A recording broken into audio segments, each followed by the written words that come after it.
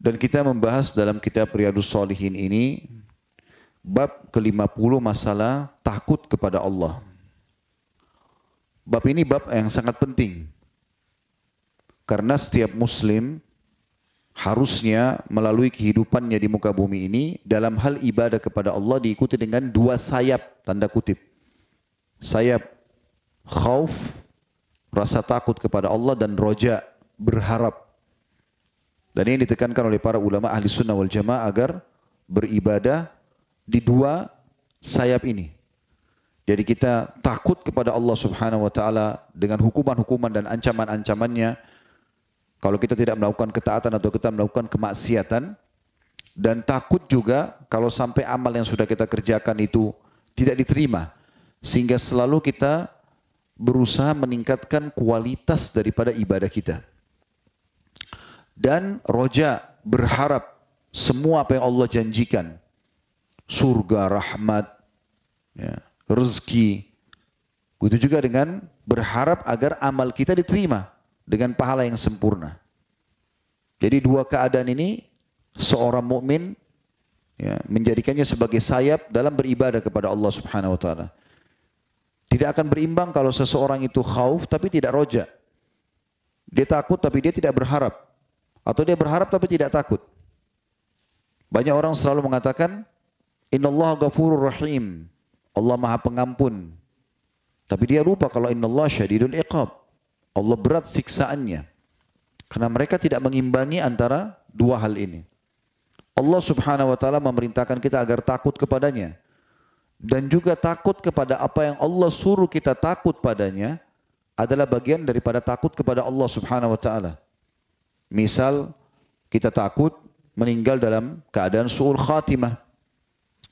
Kita takut misalnya meninggal dalam keadaan kafir.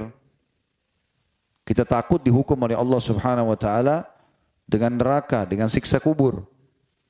Takut ini adalah bentuk takut kepada Allah subhanahu wa ta'ala.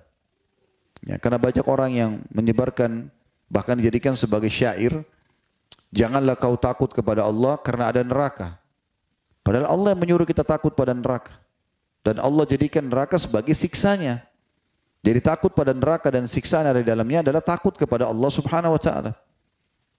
Makanya dalam hadis qudsi, Nabi SAW bersabda, Allah berfirman kepada neraka, sesungguhnya kau adalah azabku, aku menyiksa siapa yang membangkang. Dan Allah mengatakan dalam surah Tahrim, surah nomor 66 ayat 6, A'udzu billahi minasyaitonir rajim. Ya ayyuhalladzina amanu qu anfusakum wa ahlikum nara. Hai orang beriman, selamatkan dirimu. Khawatirlah kamu.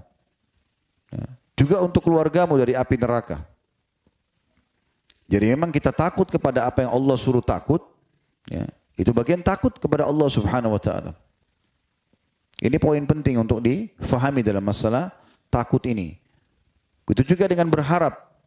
Kita berharap apa yang Allah janjikan adalah bagian harapan kepada Allah. Karena syair-syair yang disebarkan juga bahkan diterjemahkan dalam bahasa Indonesia sekarang itu. Janganlah kau sembah Allah karena ada surga. Dan jangan takut pada Allah karena ada neraka. Gitu kan? Ini perlu diluruskan. Padahal sebenarnya harusnya seperti itu. Allah katakan dalam hadis qudsi tadi yang mirip sama hadis tentang neraka. Allah berfirman kepada surga, engkau adalah rahmatku yang denganmu aku membalas orang-orang yang patuh. Jadi berharap surga adalah harapan yang juga digantungkan kepada Sang Pencipta Allah Subhanahu wa taala. Ada sebuah kata hikmah yang luar biasa. Kita tidak akan bahas dua-duanya karena ini panjang, khauf dan roja, dan kita akan fokus bahas kepada bab khaufnya, bab takutnya. Ada sebuah kalimat hikmah yang banyak dipegangi oleh khalifah-khalifah yang berkuasa di masa kejayaan Islam. Dan itu terus saja terukir di istana-istana mereka. Kalimat ini ditemukan di istana dinasti Umayyah di negeri Syam. Ditemukan juga ini tertulis, ya, diukir dalam bentuk kaligrafi di istana mereka di Spanyol, ya, atau Andalus dalam istilah bahasa Arabnya. Ditemukan juga di istana-istana peninggalan sultan-sultan Turki Utsmani. Ra'sul hikmah makhafatullah. Ini maknanya dalam sekali. puncak daripada kebijaksanaan dan kecerdasan seseorang justru takutnya kepada Allah. Jadi kapan orang sudah bisa muncul dalam hatinya takut kepada Allah, dan itu bisa dilihat dalam realisasi sehari-hari. Seperti misalnya kemarin Ramadan, pada saat kita takut kalau tidak berpuasa, berarti itu bentuk takut kepada Allah. Itu dalam mengerjakan ketaatan. Begitu juga rasa takut bisa nampak realitanya kalau kita punya kesempatan untuk melakukan perbuatan dosa, misalnya berzina, berbohong dan segala macam, namun kita tidak mau melakukannya. Bahkan digambarkan dalam Al-Quran, orang-orang beriman itu bisa sampai merinding dan ketakutan. Ada di antara salafus saleh sampai pingsan pada saat ada peluang-peluang berbuat dosa dan dia hampir terjerumus karena takutnya kepada Allah Subhanahu wa taala. Maka kalau seseorang sudah punya rasa takut kepada Allah, itu dipastikan dia akan selalu berada di satu kendaraan yang akan membawanya insya-Allah kepada sesuatu yang akan menguntungkan dia, itu di dunia kebahagiaan dan juga di akhirat masuk ke dalam surga. Allah menyebutkan dalam surah Al-Baqarah ayat 40, A'udzubillahi minasyaitonirrajim wa iyaya farhabun. Dan kepadakulah kalian harus takut, kata Allah. Allah juga berfirman tentang masalah syaitan, iblis dan pengikutnya. Fala takhafuhum wa khafuni in kuntum mu'minin. Jangan pernah kalian takut pada syaitan itu. Dan takutlah kepadaku kalau kalian benar-benar beriman. Dan ulama mengatakan kenapa Umar bin Khattab radhiyallahu anhu mendapatkan kemuliaan dengan sabda Nabi SAW. Pada saat Umar bin Khattab masuk ke rumah Nabi SAW, kemudian para ummahatil mu'minin, istri-istri Nabi ridwanullahi alaihinna, lagi mengangkat suara. Mereka lagi ngobrol satu sama yang lain. Begitu Umar datang, mereka diam. Lalu Nabi SAW tersenyum melihat sikap para ummahatil mu'minin yang takut dan segan pada Umar.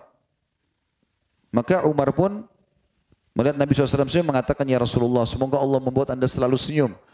Ada apa anda tersenyum ya Rasulullah? Kata Nabi SAW, saya heran dengan para wanita ini. Tadi sebelum kau masuk, mereka angkat suara. Tapi pada saat engkau masuk, mereka diam semuanya. Maka Umar marah dengan ummahatil mu'minin, sempat mengatakan, apakah kalian takut padaku dan tidak takut pada Rasulullah SAW? Maka Ummu Salamah radhiyallahu anha sempat menjawab mengatakan, iya, karena Rasulullah SAW lebih lembut daripada kamu, hai Umar. Tapi kita bukan bahas itu, dan Nabi SAW tidak bahas itu. Nabi langsung mengatakan, hai Ibnu Khattab, demi zat yang jiwaku dalam genggamannya, kalau kau lewat di sebuah lembah, syaitan melihatmu lewat di lembah itu, maka dia akan cari lembah lain. Padahal Umar enggak lihat syaitan, tapi syaitan sudah takut begitu melihat Umar. Ini ulama bahas kenapa? Karena Umar bin Khattab sangat takut kepada Allah Subhanahu wa taala.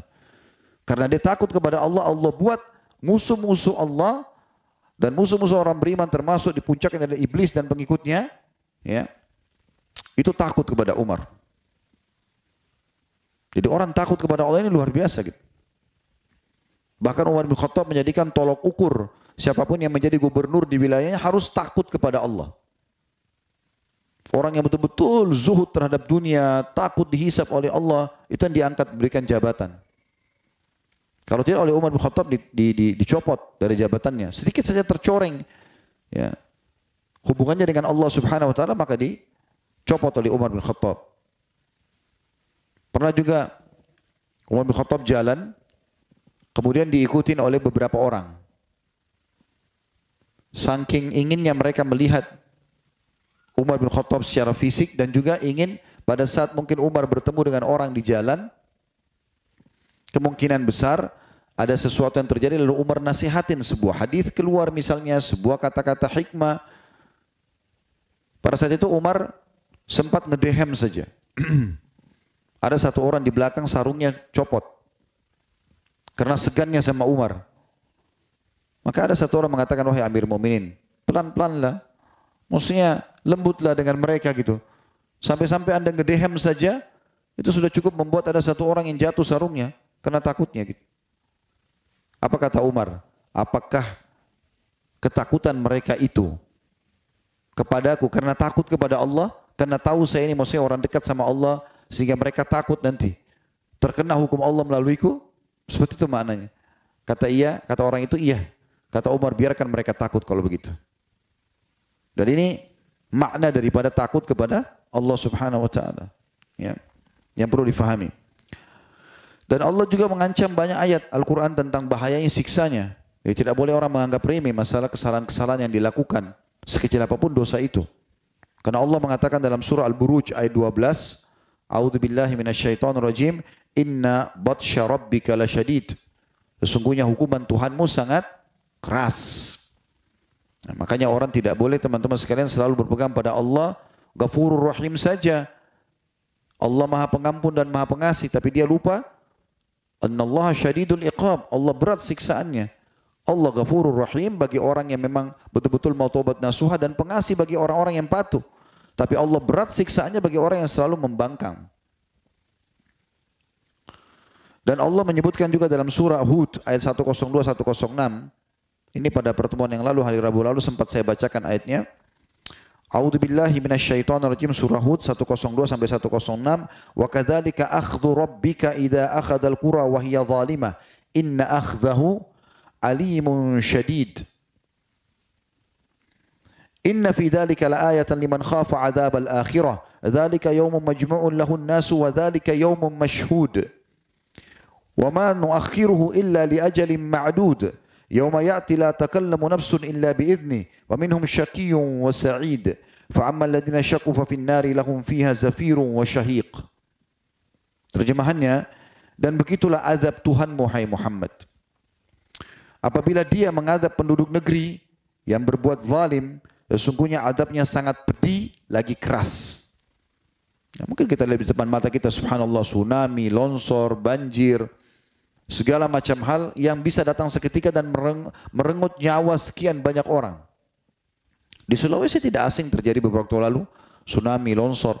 Kita cuma bisa lihat tontonan mayat di sana sini bergelimpangan. Satu perkampungan hancur semuanya, Allah buat sudah tidak bisa berfungsi lagi. Dan sekian banyak contoh-contoh yang harus jadi pelajaran. Orang beriman itu teman-teman sekalian, walaupun hanya seperti biji sawi dalam hatinya, harusnya tersentuh dengan kejadian seperti ini. Karena termasuk tanda-tanda hari kiamat kalau ada orang yang tidak tersentuh sama sekali. Sebagaimana Ibnu Umar menukil masalah itu, radhiyallahu anhuma. Kalau ada orang teman-teman sekalian lagi naik mobil berdua sama temannya, kemudian tabrakan dan temannya meninggal, sementara dia selamat, ini harusnya jadi ibrah dan pelajaran. Karena dia juga bisa seketika meninggal bersama temannya, tapi Allah masih selamatkan dia. Itu sudah cukup menjadi cambuk buat dia agar selalu istiqomah di jalan Allah. Karena takut Allah hukum dia. Tapi banyak orang tidak seperti itu. Temannya tabrakan, mati depan mata dia. Temannya kena longsor, mati depan mata dia. Tenggelam banjir, ya, bangkrut usaha, kena penyakit kronis, diganggu orang dan segala macam. Dan dia ada di situ. Sebenarnya peringatan juga datang pada dia. Tapi dia berpikir sederhana. Kan belum kena saya, maka nggak masalah. Ini kebodohan ini. Masa kita harus tunggu dihukum seperti dia, teman kita baru kita mau sadar? Cukup ambil pelajaran. Makanya Allah suruh menggunakan akal fikiran, mata kita, hati kita untuk melihat fenomena yang ada di sekitar kita. Sudah terlalu banyak teman-teman, kita ini manusia-manusia terakhir. Jarak antara kita sama Adam alaihissalam dan manusia miliaran sebelum kita ini banyak sekali. Dan kita sudah mendekati akhir zaman. Kita ini manusia-manusia terakhir sebenarnya. Terlalu banyak orang sebelum kita yang terbukti di lapangan, mereka patuh kepada Allah, menjadi pengikut para nabi-nabi, dan Allah selamatkan.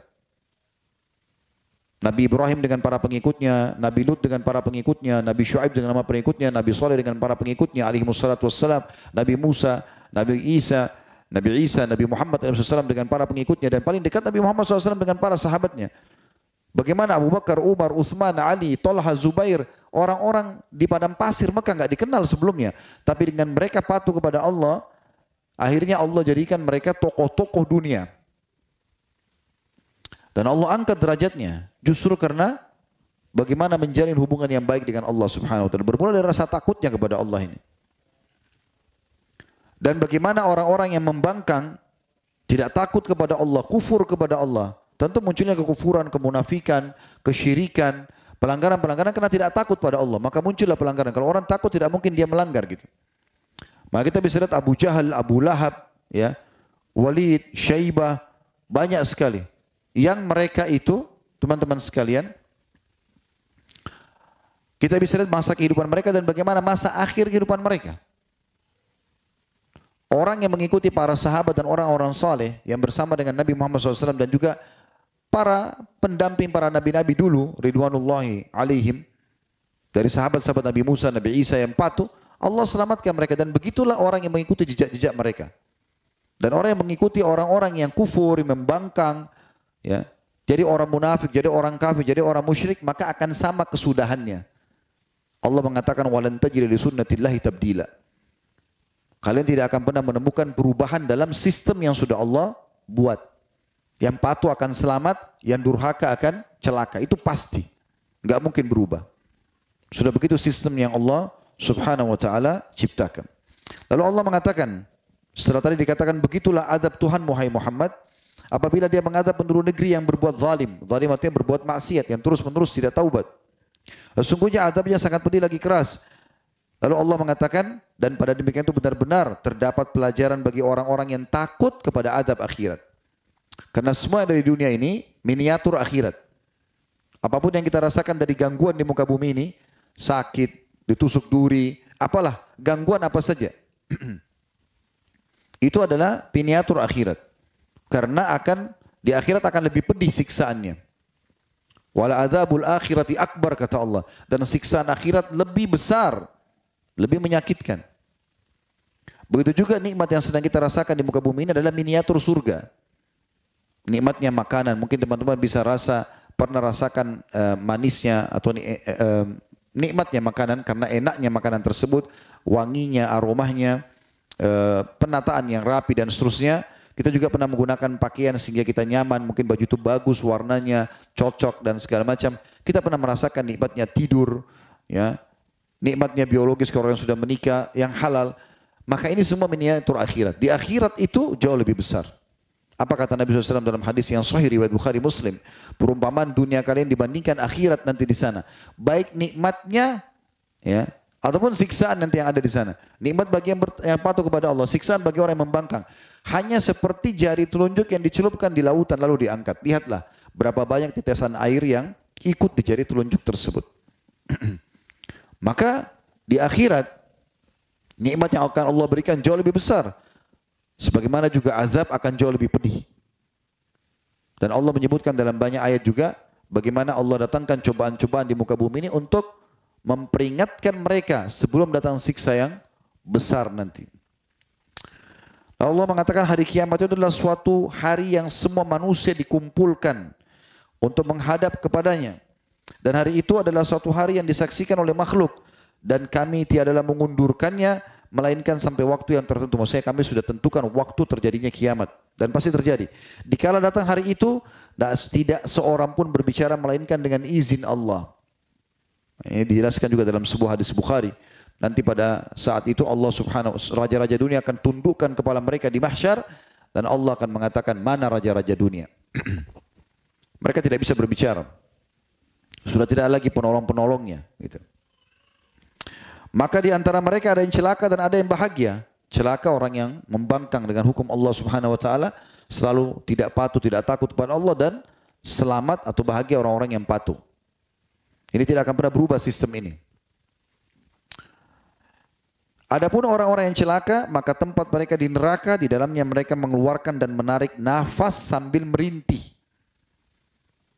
Dan ini karena sakit, ya. Maka mereka menarik nafasnya dan menghembuskannya, dua-duanya merintih. Ini tidak mungkin kecuali orang sudah sampai pada tingkat sakit yang luar biasa. Kalau orang cuma sakit biasa, biasanya dia menarik nafasnya untuk melegahkan sedikit dadahnya dan mengurangi apa yang ada. Dan pada saat dia menghembuskan nafas, dia tidak merasakan sakit. Itu umumnya. Tapi kalau sudah ada orang menarik nafas sakit dan mengeluarkan juga sakit, ini luar biasa. Berarti adab Allah sudah luar biasa pedih buat mereka. Dan neraka seperti itu. Allah suruh kita takut masuk ke neraka. Jangan melakukan pelanggaran karena ujungnya neraka. Dan neraka itu menyakitkan. Enggak ada kematian. Siksaannya abadi. Ya. Dan ini 24 jam non-stop. Kalau penjara-penjara di muka bumi ini, masih ada waktu di mana mereka tidur, mereka istirahat, mereka ke kamar kecil, buang air besar, buang air kecil, mereka bahkan ada masjid bisa sholat segala macam di dunia. Pada saat dihukum, mungkin dipukul beberapa saat, tapi setelah itu dibiarkan. Di neraka tidak seperti itu, nggak ada lagi. Sekali masuk neraka ini luar biasa. Allah mengatakan bi'sal masir, seburuk-buruk tempat yang ditempuh. Nah, luar biasa menyedihkan gitu.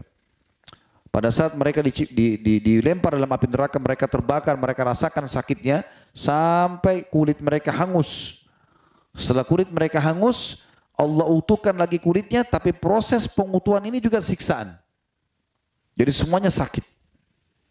Makanya Allah sebutkan dalam surah An-Nisa surah nomor 4 ayat 56 tentang siksa api neraka.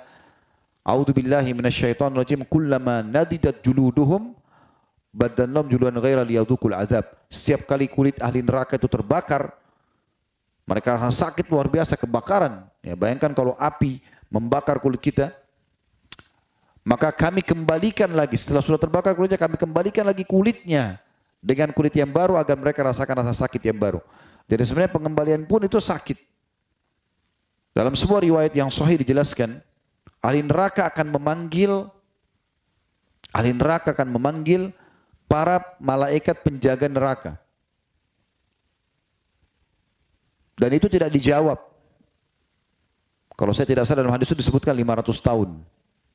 Tidak dijawab. Setelah dijawab pun, para malaikat hanya mengatakan, kalian tetap akan kekal di dalamnya. Tidak bisa, tidak ada negosiasi. Tidak ada sogok-menyogok. Siksa-siksa. Udah nggak bisa lagi toleransi dalam neraka. Lalu mereka memanggil Tuhannya, kata Nabi SAW. Lalu Allah tidak menjawab mereka seumur dunia. Seumur dunia ini berapa lama? Miliaran tahun. Dan setelah itu pun Allah menjawab, ikhsa'u fiha wa la tukallimun. Hinalah kalian di dalamnya dan jangan kalian berbicara denganku. Kata Allah SWT. Maka pada saat itu kata Nabi SAW, mereka menangis, ya, saking menangis yang luar biasa menyesalnya karena durhaka sama Allah dan tidak takut selama di dunia, sampai keluar pengganti air mata darah. Dan seandainya air mata mereka itu dialirkan di atasnya kapal atau perahu, maka bisa mengalir karena banyaknya genangan air mata mereka. Penyesalan. Ini semua kenapa? Karena tidak patuh saja. Selalu mau melakukan pelanggaran-pelanggaran. Padahal menjadi orang beriman ini sering saya bahasakan teman-teman sekalian. Nyaman sebenarnya. Kita jadi orang beriman bisa makan enak, bisa minum enak, bisa tidur enak, bisa mengejar prestasi dunia. Bebas, silakan. Menjadi orang yang paling pintar, paling tinggi titel sekolahnya, paling tinggi jabatannya, paling banyak usahanya, paling kaya raya harta. Silakan. Paling banyak keturunannya, tidak ada yang larang. Selama 5 huruf halal. Dan Allah cuma melarang kita 5 huruf yang lain haram. Dan haram selalu lebih sedikit daripada yang halal. Selalu lebih sedikit. Karena yang haram ini Allah kan cuma ujian saja. Sering kali kami kasih contoh itu ya. Allah haramkan babi. Allah ganti dengan sapi, kambing, ayam, kelinci, semua hewan air. Lalu kenapa harus makan babi? Kenapa harus yang haram? Padahal ini sebagai bentuk cobaan. Kalau ada lagi yang mengatakan, lalu kenapa Allah ciptakan babi Ustaz? Ya kalau Allah tidak ciptakan fisiknya, manusia ini suka kafur. Khasimun mubin Allah katakan dalam Al-Quran. Suka kufur, suka membangkang. Mungkin manusia akan mengatakan nanti pada hari kiamat, ya Allah engkau haramkan babi, kami tidak tahu mukanya bagaimana. Ini Allah ciptakan, ini babi ya, ini suaranya, ini bahasa Indonesia, ini bahasa Inggris, ini bahasa Arabnya. Jangan dimakan ya, haram. Tapi Allah gantikan yang lain. Cuma seandainya kita teman-teman menjadi orang beriman, dan kita tidak boleh makan daging, sementara Allah kasih kita syahwat mau makan daging. Mungkin wajar orang melanggar. Sama juga dengan kasus minuman, khamar haram. Allah ganti dengan susu, madu, sirup, air putih. Kenapa harus khamar? Kenapa harus narkotika? Kenapa enggak yang halal saja? Begitu juga dengan syahwat. Kenapa harus zina? Kenapa enggak nikah? Jadi ini semua jelas sekali perbedaannya di tengah-tengah kehidupan kita. Di dunia ini kita menjadi orang beriman bisa bahagia sampai ke surga nanti. Di dunia ini cuma miniaturnya ya, kecil sekali nikmat Allah itu. Apa yang antum merasakan sekarang di dunia ini bisa makan enak, minum enak, biologis, yang halal semuanya, berpakaian, berprestasi, di akhirat akan lebih besar daripada itu. Begitu juga apa yang dihukumkan oleh Allah di muka bumi ini, itu miniaturnya saja. Di akhirat nanti luar biasa menakutkannya, siksaan yang luar biasa. Allah juga mengingatkan dalam surah Al-Imran, surah nomor 3 ayat 28, A'udzu billahi minasyaitonir rajim wa yuhadzirukumullahu nafsah. Ini Imam Nawawi rahimahullah mengangkat semua ayat-ayat ini yang kita bacakan ya. Dan Allah memperingatkan kalian dari siksa, dari dirinya maksudnya dari siksanya. Jangan main-main dengan Allah SWT. Allah memang maha pemurah, maha pengasih, maha penyayang. Iya, bagi orang-orang yang mau baik. Atau orang terlanjur buat salah kemudian dia taubat. Tapi tidak pada orang-orang yang melakukan pelanggaran-pelanggaran. Walaupun Allah tidak bisa kita samakan dengan makhluknya, karena manusia punya sifat yang berbeda sekali dengan sang pencipta Allah. Manusia, kalau satu orang pegawainya melakukan pelanggaran, dia benci, dikeluarkan, selesai. Allah masih bisa memaafkan.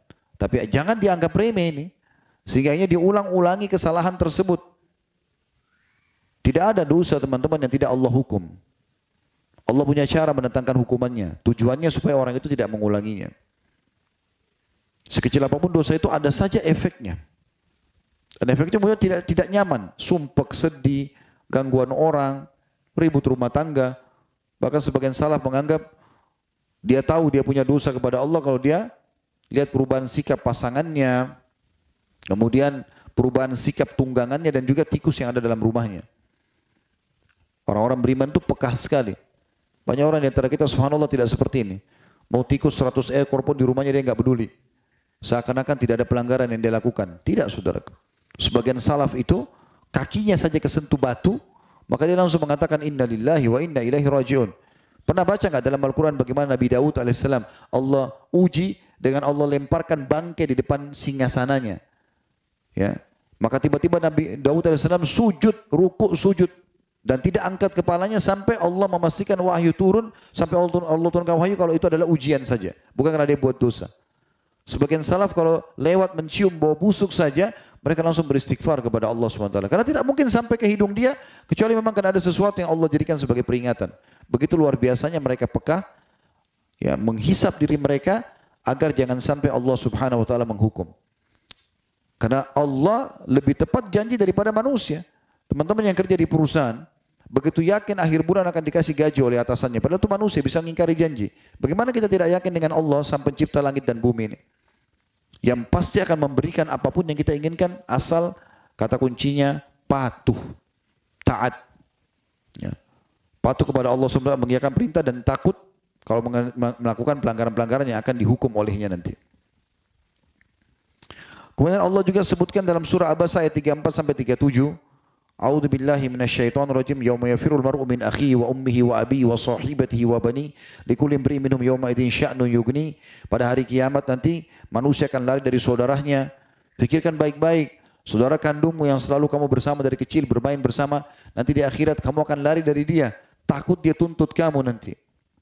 Dari ibu dan ayahnya. Selama ini di dunia kita bakti sama orang tua kita, nanti kita akan lari dari mereka di hari kiamat. Takut nanti mereka tuntut. Kalau kita ini anak durhaka.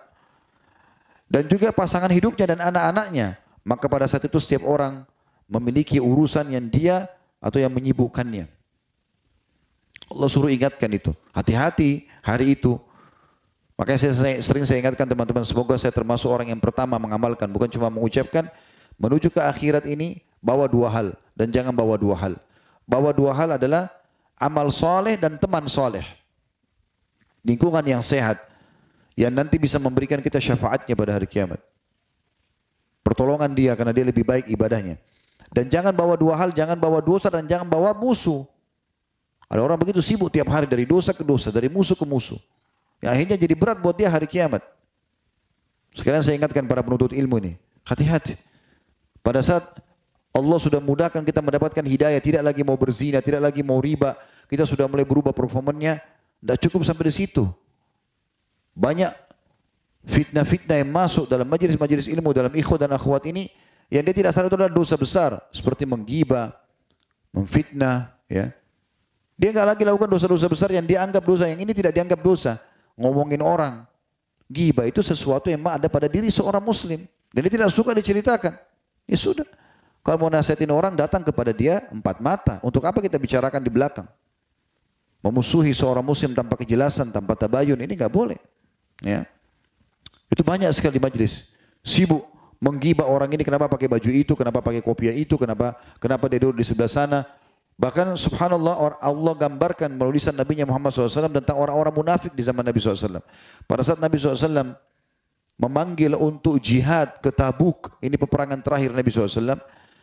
Dan tradisi beliau SAW sebelum mengirim pasukan secara fisik, beliau panggil dulu untuk ngumpulin harta. Dipanggil untuk ngumpulin harta di masjid beliau SAW. Ada beberapa orang munafik dulu dalam majelis. Ada di antara sahabat, ada yang sahabat tuh saking semangatnya mau menyumbang sampai dia bawa di kain, ya, isinya emas, perak, saking beratnya diangkat jatuh lagi begitu sampai di hadapan Nabi SAW. Lalu dia mengatakan, ya Rasulullah, ini untuk Allah dan Rasulnya. Apa kata orang munafik ini? Riya. Padahal mereka sendiri nggak nyumbang, walaupun 1 dirham nggak nyumbang, tapi dia cuma cari kesalahan orang saja. Orang nyumbang, dia nggak nyumbang. Nah orang yang nyumbang dibilang itu riya. Dari mana dia tahu diri atau tidak? Memang dia bisa belah hatinya orang. Tidak lama kemudian ada sahabat datang, bawa cuma 1 wadah kecil, mungkin cuma 3-4 butir kurma. Orang ini miskin. Lalu dia mengatakan, ya Rasulullah, ini kemampuan saya, ini untuk Allah dan Rasulnya. Yang penting saya nyumbang. Apa kata orang-orang munafik? Mau diapakan 3-4 butir kurma? Padahal mereka sendiri gak nyumbang. Ini jangan sampai ada pada kita teman-teman sekalian. Saat ini banyak sekali orang tidak sadar. Dia di masjid tapi dapat dosa. Untuk apa? Dari mana kita tahu orang ini ikhlas atau tidak? Tugas kita mengurus diri kita sendiri. Benahi diri kita. Ya. Kalau ada sesuatu yang salah dari saudara kita, nasihati dia. 4 mata. Dia terima. Alhamdulillah, tidak terima sudah kita lepas tanggung jawab hari kiamat. Begitu juga surah Al-Hajj ayat 1 sampai ayat 2 Allah gambarkan bagaimana kita harus takut tentang siksa akhirat. Takut kepada siksa-siksa Allah SWT yang Allah ancamkan. Surah Al-Hajj ayat 1 sampai ayat 2. A'udzu billahi minasyaitonir rajim. Ya ayuhan nasu taqu rabbakum. Inna zalzalatas sa'ati syai'un 'azim. Yauma tarawunaha tazhalu kullu murdi'atin 'amma arda'at wa tada'u kullu dhati hamlin hamlaha wa taran nasa sukara wa ma hum bisukara walakinna 'adzaballahi syadid. Hai manusia, bertakwalah kepada Tuhan kalian, patuhlah, tunduklah, takutlah. Itu bertakwa. Sesungguhnya kegoncangan hari kiamat nanti, hari kebangkitan, adalah suatu kejadian yang sangat besar atau dahsyat. Ini terjemahan Al-Quran kita. Ingatlah pada hari itu ketika kalian melihat kegoncangan, maka lalailah semua wanita menyusui anaknya dari anak yang sedang disusuinya. Ibu-ibu sekarang di muka bumi ini kalau lagi nyusui anaknya, ya, kalau ada yang mau ambil secara paksa anaknya, lebih baik dia mati karena sayang sama anaknya. Tapi pada hari kiamat dia akan lepas anaknya sendiri. Karena kegoncangan yang sangat dahsyat pada saat itu. Neraka depan mata dan surga itu berada di setelah neraka. Semua orang akan lewati neraka. Neraka termasuk orang beriman, sirat dibentangkan di atas neraka untuk pergi ke surga. Maka orang beriman pun yang akan masuk surga melihat neraka itu, melewatinya. Ma minkum illa wariduha, kata Allah dalam surah Qaf. Gak ada seorang pun kecuali di antara kalian pasti akan melewatinya. Orang-orang yang pantas masuk dalam, yang lewat saja. Yang Nabi SAW katakan ada golongan pertama seperti secepat kilat, ya. Ada yang seperti orang menunggangi kuda, ada yang seperti secepat burung, ada yang seperti berlari, ada yang seperti berjalan, ada yang terkoyak, kemudian dia selamat. Ini ada bahasan sini tentang masalah sirat, tapi seperti itu. Maka orang-orang wanita yang menyusui pun membuang anaknya pada saat itu. Dan Allah juga mengatakan, dan kamu lihat manusia, dan gugurlah kandungan wanita yang sedang hamil. Dan kamu lihat manusia dalam keadaan mabuk, padahal mereka tidak mabuk. Sementara azab Allah pedih. Dan di sekian banyak dalil-dalil tentang masalah dari Al-Quran, masalah pentingnya takut kepada Allah Subhanahu wa Ta'ala. Kita akan masuk teman-teman sekalian di hadis Nabi alaihi salatu wassalam. Hadis nomor 401 sudah saya bahas pada pertemuan yang lalu, saya tidak ulangi lagi. Kita akan masuk, dan juga 402 sebenarnya. Kita akan masuk ke 403 dari awal belajar kitab Riyadhus Shalihin ini. Bagi teman-teman yang belum mengikuti bisa mengikuti insya Allah di YouTube. Ada siaran ulangnya di playlist di YouTube. Itu bisa ditonton. Saya langsung bacakan hadisnya nomor 403. Dari Nu'man bin Bashir radhiyallahu anhuma, dia dan ayahnya sahabat, Nu'man sahabat, Bashir sahabat. Maka saya mengatakan radhiyallahu anhuma, Beliau berkata, saya mendengar Rasulullah SAW bersabda, Inna ahwana ahli nari adaban yawmal qiyamati la rajulun yudha'u fi akhmasi qadamaihi jamratani yagli minhuma dimaguhu ma yara anna ahadan ashaddu minhu adaba wa innahu la ahwanuhum adaba. Hadis riwayat Bukhari Muslim. Ketahuilah kata Nabi SAW, sungguhnya penghuni neraka yang paling ringan siksaannya. Ini yang paling ringan. Dan ini metode yang sering Nabi SAW gunakan. Menyampaikan yang paling ringan siksaan, berarti yang paling beratnya bagaimana? Begitu juga seringkali Nabi SAW kalau jelaskan surga, beliau jelaskan tentang orang yang paling rendah derajat di surga. Begitu luar biasa nikmatnya, maka bagaimana dengan orang yang paling tinggi derajatnya? Kata Nabi SAW, orang yang paling ahwan, yang paling ringan siksaannya di neraka nanti, yaitu seseorang laki-laki yang akan diletakkan di kedua telapak kakinya, 2 buah batu bara dari api neraka, yang akan membuat otaknya mendidih. Batu bara kecil ditaruh di telapak kaki, membuat otak berdiri. Dan dia melihat tidak ada seseorang pun yang lebih keras siksa dari dirinya. Dia kira dia orang yang paling siksa di neraka, padahal dia adalah orang yang paling ringan, kata Nabi SAW. Ini teman-teman, kalau seandainya ada orang ditaruh batu bara di kakinya, ya, kemudian bisa membuat otaknya mendidih, itu luar biasa. Karena untuk meletakkan batu bara di kaki, kemudian dia memang membuat sakit, iya. Kulit itu sakit, iya. Mungkin dia membuat memar sekitarnya, iya.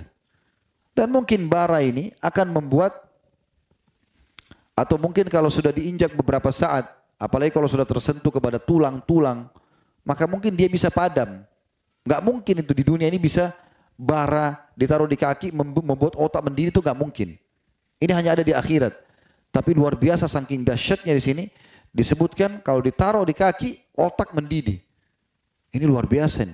Dan orang itu tidak mati, ya. Ingat teman-teman, disiksa di neraka itu tidak akan diikuti dengan kematian. Allah sebutkan dalam Al-Quran, La yadhukunal mauta illa mautatal ula. Mereka tidak akan merasakan mati kecuali mati yang pertama saja. Jadi tidak ada kematian. Makanya dalam hadis Bukhari dijelaskan nanti pada saat ahli surga sudah masuk ke dalam surga, ahli neraka masuk ke dalam neraka, maka ada malaikat yang mendatangkan seekor domba, dan malaikat ini berdiri di antara surga dan neraka, dan semua penghuni surga dan penghuni neraka bisa melihat ke arah malaikat tersebut. Lalu dia memanggil, kata Nabi SAW, penghuni surga, wahai penghuni surga. Maka mereka semua mengarahkan pandangannya ke orang malaikat itu sambil, ya, dia mengatakan, apakah kalian mengenal ini? Maka mereka mengatakan, iya, itu adalah maut. Lalu kata Nabi SAW dalam riwayat lain, karena mereka sudah melihatnya. Lalu kemudian malaikat ini memanggil penghuni neraka, wahai penghuni neraka, dan mereka semua bisa melihat ke arah itu dan mendengar suaranya sambil malaikat ini mengatakan, apakah kalian mengenal ini?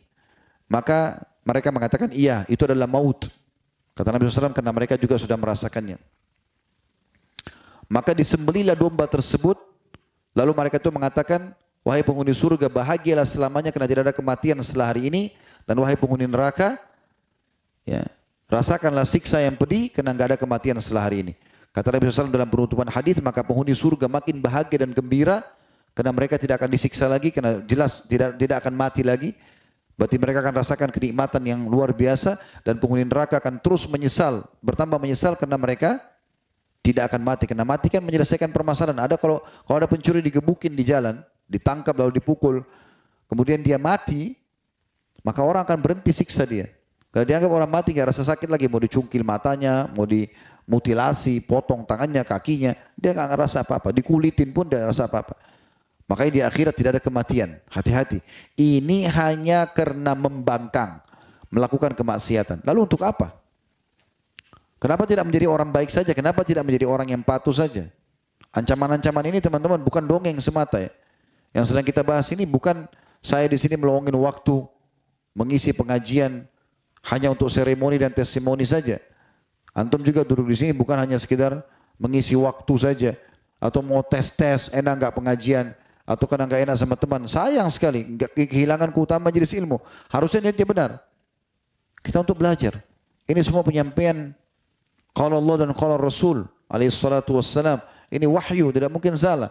Pedoman hidup setiap muslim. Maka apa yang saya sampaikan ini benar-benar nanti akan betul terjadi seperti yang Nabi SAW sampaikan. Hati-hati teman-teman. Allah sampaikan ke telinga antum dan hati antum di sore ini, itu betul-betul karunia dari Allah Subhanahu wa taala. Allah ingin kebaikan. Sebagaimana Ali radhiyallahu anhu mengatakan, kalau Allah mudahkan lisan seseorang hamba beristighfar, berarti Allah tidak ingin menyiksanya. Kalau Allah mau teman-teman, Allah tidak akan buat lisan kita beristighfar. Berarti hanya di majelis ilmu seperti ini, Allah ingin kebaikan sehingga sampai ke dalam hati kita. Enggak harus kita ini, sadar. Karena tidak ada yang bisa mengubah kita menjadi lebih baik, lebih patuh, lebih takut kepada Allah kecuali diri kita sendiri. Raih informasi dan ilmu ini, jadikan sebagai pedoman hidup. Begitu juga dalam hadis selanjutnya, tentu hadis nomor 403 ini dikuatkan dengan banyak riwayat yang lain ya. Ada riwayat-riwayat yang sahih yang lain dari Ibnu Abbas radhiyallahu anhuma dalam hadis Bukhari, bahwasanya orang yang paling ringan siksanya di hari kiamat di neraka adalah Abu Talib, paman beliau sallallahu alaihi wasallam. Yang di kedua telapak kakinya diberikan 2 sandal dari neraka yang membuat otaknya mendidih. Hadis selanjutnya 404 dari Samurah bin Jundub radhiyallahu anhu bahwa Nabi sallallahu alaihi wasallam bersabda, minhum man ta'khudhuhu an-naru ila ka'baihi wa minhum man ta'khudhuhu ila rukbatayhi wa minhum man ta'khudhuhu ila hujzatihi wa minhum man ta'khudhuhu ila tarquwatihi. Hadis ini riwayat Muslim. Di antara mereka nanti di hari kiamat di neraka ada yang dibakar api sampai kedua mata kakinya. Tergantung kadar dosanya dia. Ada yang dibakar api sampai kedua lututnya. Ada yang dibakar api hingga pinggangnya dan ada yang dibakar api hingga tulang selangkangannya. Jadi tergantung daripada kadar pelanggaran. Tapi terlepas daripada sampai di mana api itu pun sudah sangat menyakitkan. Saya sering kasih contoh, coba ambil korek gas, bakar jauh di kita sendiri. Hitungan detik saja. 10 detik saja, 1, 2, 3, 4, 5 sambil bakar. Kita sudah rasa sakit.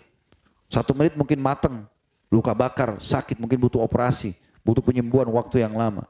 Bagaimana dengan orang yang di satu bangunan raksasa besar yang akan dibakar oleh Allah Subhanahu wa taala dari semua sisinya. Dan api neraka itu bukan api merah seperti kita ya. Dia berwarna hitam kelam. Panasnya luar biasa gitu. Dan ini tidak boleh dianggap remeh, berat sekali.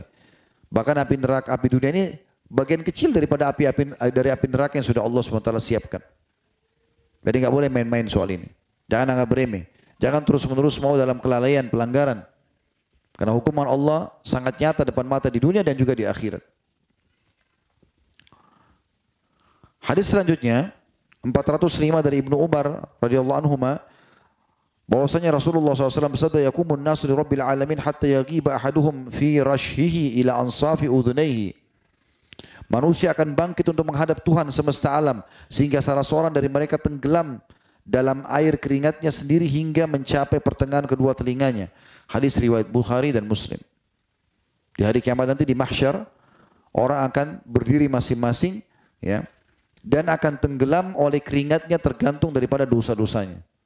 Dalam riwayat-riwayat yang lain sahih dijelaskan, ini sudah kami paparkan di bedah buku Rasulullah SAW cerita tentang surga dan neraka. Ada yang tenggelam sampai mata kakinya, ada yang sampai lututnya, ada yang sampai perutnya, ada yang sampai dadanya, ada yang tenggelam dengan keringat sendiri. Dan orang di sebelahnya tidak kena. Keringat kita tahu, ya, dia seperti sedikit bergaram ya atau asin dan tidak nyaman. Bagaimana dengan orang yang tenggelam dengan keringatnya sendiri? Dan itu Allahu alam berapa lama. Ada beberapa riwayat menjelaskan 50.000 tahun berdiri di mahsyar. Walaupun ada riwayat yang juga menjelaskan, dan orang beriman itu bagi mereka waktunya pendek, hanya seperti selepas asar sampai terbenam matahari.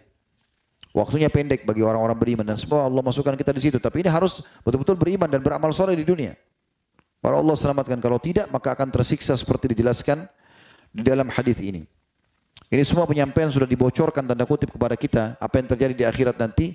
Ini sebuah karunia yang luar biasa. Harusnya kita sadar. Ini hal yang luar biasa manfaatnya, karena kita sudah tahu bocorannya. Bahkan kita sudah tahu siapa manusia pertama diciptakan, Adam AS, kemudian istrinya Hawa, kemudian bagaimana kisahnya di surga, kemudian bagaimana dikeluarkan dari surga, bagaimana iblis menggoda, bagaimana turun di muka bumi, anak keturunannya, kemudian terus ada rasul-rasul yang diutus, lalu syariat-syariat Allah turun, hukum peraturannya, dan Allah menceritakan tentang masalah proses kematian, kemudian juga bagaimana alam barzah, bagaimana kebangkitan, bagaimana surga dan neraka, semua secara rinci. Orang beriman tahu semua masalah itu. Maka jangan membodohi diri sendiri dengan keluar dari koridor ilmu itu. Selalu membodohi diri sendiri, seakan-akan tidak akan dihukum sama Allah kalau melanggar, seakan-akan juga tidak akan dapat balasan kalau dia melakukan ketaatan sehingga akhirnya bermalas-malasan dalam melakukan ketaatan. Ini kebodohan. Kemudian di dalam hadis selanjutnya nomor 406 dari Anas radhiyallahu anhu, beliau berkata, masih dalam bab yang sama, takut kepada Allah. Khatabana Rasulullah sallallahu alaihi wasallam khutbatan ma sami'tu mithlaha qat. Faqala law ta'lamuna ma 'alamu la dhahiktum qalilan wa la baqaytum katsira. Faqatta ashabu Rasulillah sallallahu alaihi wasallam ujum wa lahum khanin. Rasulullah SAW berkhutbah kepada kami, kata Anas bin Malik. Ini tentang surga, tentang neraka, tentang pembalasan Allah, tentang beratnya siksaan Allah gitu. Dengan sebuah khutbah yang belum pernah aku dengar sebelumnya. Beliau bersabda, seandainya kalian mengetahui apa yang aku ketahui, niscaya kalian akan sedikit tertawa dan banyak menangis. Maka para sahabat Rasulullah SAW menutupi wajah mereka dengan kain-kain surban mereka, dan mereka atau terdengar suara isak tangis mereka. Begitu lunaknya hati para sahabat ridwanullah alaihim sampai mereka takut. Mungkin kalau hadis ini kita dengar di zaman kita sekarang, subhanallah, Nabi SAW mengatakan, kalau seandainya kalian tahu apa yang aku ketahui, kalian akan menangis banyak dan kalian akan sedikit tertawa. Mungkin kita anggap biasa saja. Tapi para sahabat tidak, tersentuh hatinya. Dan ini semua sentuhan teman-teman terjadi kenapa? Karena adanya keimanan, dan iman akan bertambah dengan ketaatan. Dan akan berkurang dengan kemaksiatan. Makin kita buka pintu dosa, makin kita tidak takut sama Allah, maka makin rendah imannya, makin tidak tersentuh. Selanjutnya, hadits Nabi SAW masih di nomor yang sama 406. Dalam riwayat yang lain, balaga Rasulullah SAW an ashabi syai'un fa khataba. Saya ulangi, balaga Rasulullah SAW an ashabi syai'un fa khataba. Faqala uridat alayya al-jannatu wan-nar falam ara kal yawmi fil khairi wasyarr walau ta'lamuna ma 'alamu la dhahiktum qalilan wa la bakaytum katsira fama ata ala ashabi Rasulillah sallallahu alaihi wasallam yawmun ashaddu minhu ghattaw ru'usahum wa lahum khanin. Telah sampai kepada Rasulullah SAW satu berita tentang sahabat-sahabatnya, maka beliau berkhutbah, beliau bersabda, telah ditampakkan surga dan neraka kepadaku. Maka aku tidak pernah melihat tentang kebaikan dan keburukan seperti hari ini. Seandainya kalian mengetahui apa yang aku ketahui, niscaya kalian akan sedikit tertawa dan banyak menangis. Maka tidak ada satu hari pun yang dilalui oleh para sahabat Rasulullah SAW yang lebih berat daripada hari itu. Mereka menutupi wajah-wajah mereka dan mereka menangis sesengguhkan atau mengeluarkan suara. Hadis ini teman-teman memberikan pelajaran kepada kita bagaimana Nabi SAW pada saat melihat beberapa orang sahabat terlihat sedikit ada kelalaian dari mereka, tertawa berlebihan misalnya, atau ada kelalaian yang terjadi, ya, lebih sibuk dengan urusan dunia, lupa dengan akhiratnya. Azan pun ya mungkin ditunda waktu-waktu sholatnya. Maka ini membuat pada saat itu Nabi SAW ya tergerak untuk menyampaikan. Lalu beliau mengatakan, aku telah diperlihatkan surga dan neraka. Surga dan neraka. Karena ada beberapa sahabat kadang-kadang telat datang sholat, gitu kan. Dan Nabi ingatkan, orang yang terus melambatkan dirinya dalam sholat, masuk ke saf, Allah pun melambatkan kebaikan baginya, gitu. Kata Nabi SAW, aku diperlihatkan surga dan neraka. Artinya aku ini sudah lihat loh surga, sudah lihat loh neraka.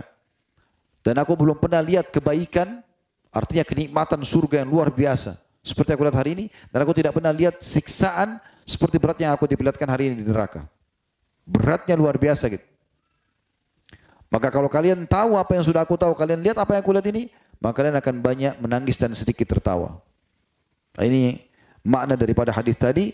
Maka kata sahabat yang meriwayatkan hadis, Anas radhiyallahu anhu, mengatakan tidak ada hari yang lebih berat bagi para sahabat Nabi dibandingkan hari itu. Mereka ketakutan sekali sampai mereka menutup kepala-kepala mereka dan wajah mereka sambil menangis dan mengeluarkan suara isak, tangisan. Dan tangisan ini karena takut kepada Allah, teman-teman, tidak akan muncul kecuali memang tingkat keimanannya luar biasa. Allah Subhanahu wa taala datangkan tangisan itu kepada orang-orang yang beriman, orang-orang yang lunak hatinya dengan amal saleh. Tapi kalau orang yang berisi dengan maksiat, ya, kelalaian-kelalaian, maka ini hatinya tidak mudah lunak. Kemudian teman-teman sekalian, kita akan baca dua buah hadis lagi, ya. Atau kita coba beberapa buah hadis ya. Tapi saya lihat di sini mungkin ada dua buah hadis yang kemungkinan bisa dibaca dan kita akan buka pertanyaan insyaallah. Yaitu hadis nomor 407 dari Al-Miqdad radhiyallahu anhu, beliau berkata, saya mendengar Rasulullah sallallahu alaihi wasallam bersabda, tudna syamsu yaumal qiyamati minal khalqi hatta takuna minhum kamiqdari mil. Qala Sulaim ibn Amir ar-Rawi 'an al-Miqdad, fa wallahi ma adri ma ya'ni bil mil. Amasafatal ardi amil mil alladhi tuqtahalu bihi al-'ain. Fayakunu an-nasu ala qadri a'malihim fil 'araq. Wa minhum man yakunu ila ka'bayhi, wa minhum man yakunu ila rukbatayhi, wa minhum man yakunu ila hikwayhi, wa minhum man yuljimuhu al-'araqu iljama. Qala wa asyara Rasulullah SAW biyadihi ila fihi. Kata Nabi SAW, pada hari kiamat matahari akan didekatkan kepada manusia sehingga jaraknya dari mereka seukuran 1 mil. Kurang lebih 1,5 kilometer kalau ukuran, ya kita bicara ukuran ya jarak.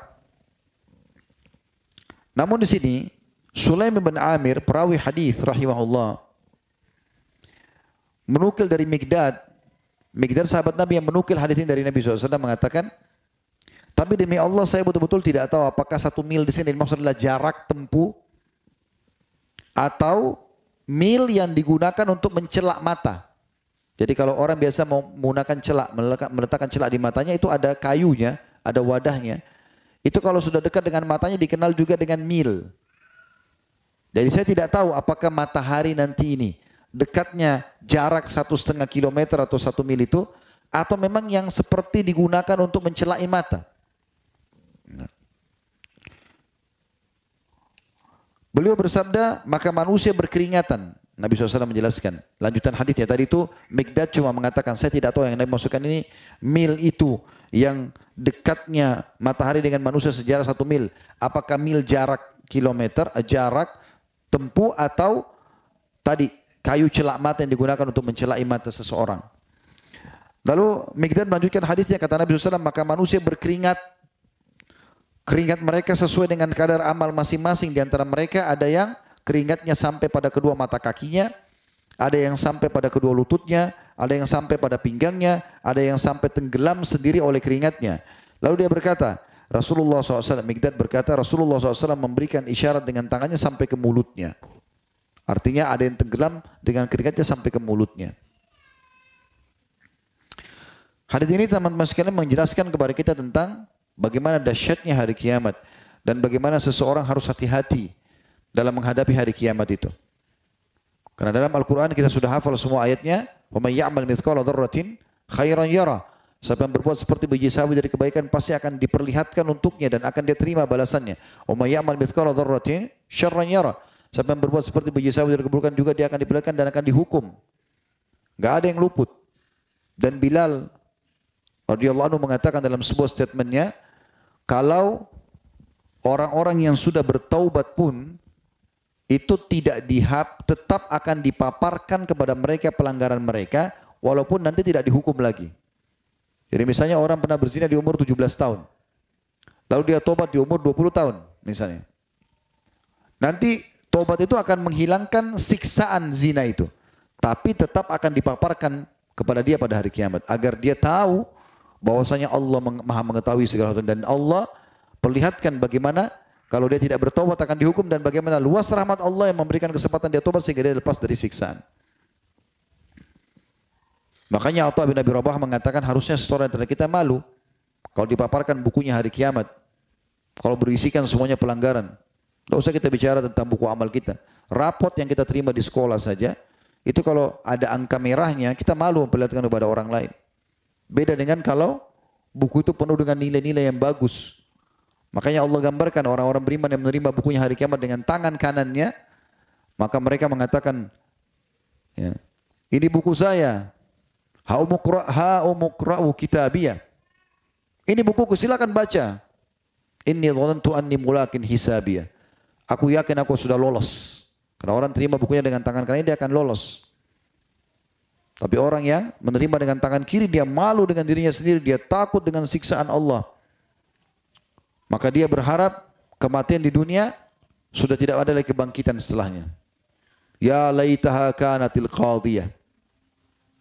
Dia berharap mati sudah menutupi, tidak ada lagi kebangkitan, tidak ada lagi hisab. Tapi dia lupa, dia salah. Akan ada kebangkitan. Akan ada hisab tentunya. Mirip dengan hadis ini adalah hadis nomor 408. Ya. Dari Abu Hurairah radhiyallahu anhu bahwa Rasulullah SAW bersabda, "Ya'rakun nasu yawmal qiyamati hatta yadhhaba 'arakum fil ardi 70 dhira'a wa yuljimuhum hatta yabluga adhanahum." Manusia akan berkeringat pada hari kiamat hingga keringat mereka meresap ke dalam bumi sedalam 70 hasta. Dan menenggelamkan mereka hingga mencapai telinga mereka. Jadi ini menggambarkan tadi bagaimana dahsyatnya. Orang kan biasa kalau keringatan, kalau bukan karena kepanasan, ketakutan. Dua-dua, salah satu dari keduanya. Gitu kan. Maka dua-duanya ini akan bersatu pada orang di hari kiamat nanti. Terutama orang-orang kafir, orang-orang maksiat kepada Allah. Dia takut kepada Allah sehingga mereka penuh dengan dosa-dosa. Keringatan karena takut disiksa di neraka, ketakutan juga, ya, atau kepanasan karena teriknya matahari tadi yang dijelaskan jaraknya 1 mil. Selanjutnya hadisnya 409, tadi saya bilang 2 hadis, saya tambahkan 1 hadis lagi. Dari Abu Hurairah radhiyallahu anhu beliau berkata, "Kunna ma'a Rasulillah sallallahu alaihi wasallam id sami'a wajbata." Faqala, "Hal tadruna ma hadha?" Qulna Allah wa rasuluhu alam. Qala hadha hajarun rumiya bihi fi an-nari mundu 70 kharifan wa huwa yahwi fi an-nari al-ana hatta wa huwa yahwi fi an-nari al-ana hatta intaha ila qa'riha. Fasami'tum wajbataha. Hadis ini sahih riwayat Muslim. Kata Abu Hurairah radhiyallahu anhu, kami pernah mendengar atau bersama Rasulullah SAW tiba-tiba kami mendengar suara benda jatuh, suara yang sangat ribut. Maka beliau bertanya, apakah kalian mengetahui suara apa itu? Kami menjawab, Allah dan Rasulnya lebih mengetahui. Maka beliau pun bersabda, itu adalah suara batu yang dilemparkan ke dalam neraka semenjak 70 tahun yang lalu. Dia meluncur di dalam neraka hingga sekarang, baru mencapai dasarnya, maka kalian mendengar suaranya. Jadi dalamnya neraka itu bukan lagi 70 lantai misalnya, seperti building di muka bumi ini, 70 tahun. Ya, dilempar baru bisa sampai ke dasarnya. Dan semua itu berisikan dengan siksaan-siksaan yang luar biasa dari Allah Subhanahu wa ta'ala.